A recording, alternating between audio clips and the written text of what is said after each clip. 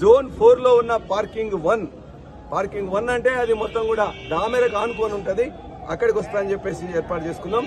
Parking జోన్లు, parking ఇన్ఛార్జీలు ఇవన్నీ కూడా స్పష్టంగా డిసైడ్ చేసుకున్నాం.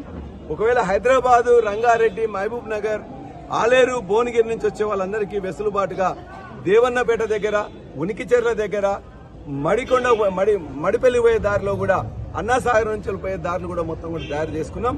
అదొక పార్కింగ్ సెపరేట్ గా ఉన్నది. కాబట్టి పార్కింగ్ల మీద క్షుణ్ణంగా చర్చ జరిగింది. సమీక్ష ప్రతి నియోజకవర్గ వారిగా జరిగింది. ఉన్న వాళ్ళకంటే ఎక్కువ వస్తుందని చెప్పేసి కూడా అందరూ చెప్పడం జరిగింది.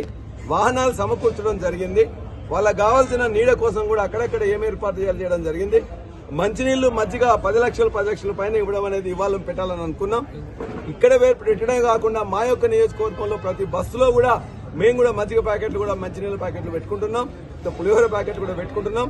ఆనాడు ఉద్యమ స్ఫూర్తితో ఏ విధంగానైతే 2001 తర్వాత కరీంనగర్ సింహగర్జన జరిగిందో, వరంగల్లో ప్రజాగర్జన, మహాగర్జన జరిగిందో, వాటికి ధీటుగా ఇవాళ కూడా 25 సంవత్సరాల చరిత్రలో అద్భుతమైన సభలు పెట్టిన చరిత్ర కేసీఆర్ గారిది, టీఆర్ఎస్ ది, ఇవాళ బీఆర్ఎస్ ది.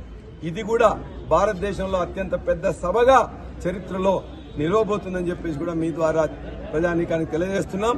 ఇప్పటిదాకా అందరూ బాగానే కోఆపరేట్ చేస్తున్నారు. కాబట్టి వచ్చే మొత్తం కూడా ప్రజలందరికీ కూడా ఏర్పాటు చేయడానికి మా నాయకులు, కార్యకర్తలు కూడా అవిశ్రాంతంగా మొత్తం చాలా ఆర్గనైజ్డ్ గా, క్రమశిక్షణాయుతంగా చేస్తున్నారు. వారందరికీ ధన్యవాదాలు తెలియజేస్తూ ఇదే స్ఫూర్తితో ఆ సభలో మొత్తం క్రిక్కిరిసి ఉండే విధంగా, ప్రతి వాళ్ళు కేసీఆర్ చూసే విధంగా, కేసీఆర్ మాట వినే విధంగా ఏర్పాట్లు జరిగినాయి. చాలా బ్రహ్మాండంగా జరిగినాయి. బ్రహ్మాండమైన సభ జరగబోతుందని చెప్పి తెలియజేస్తున్నాం.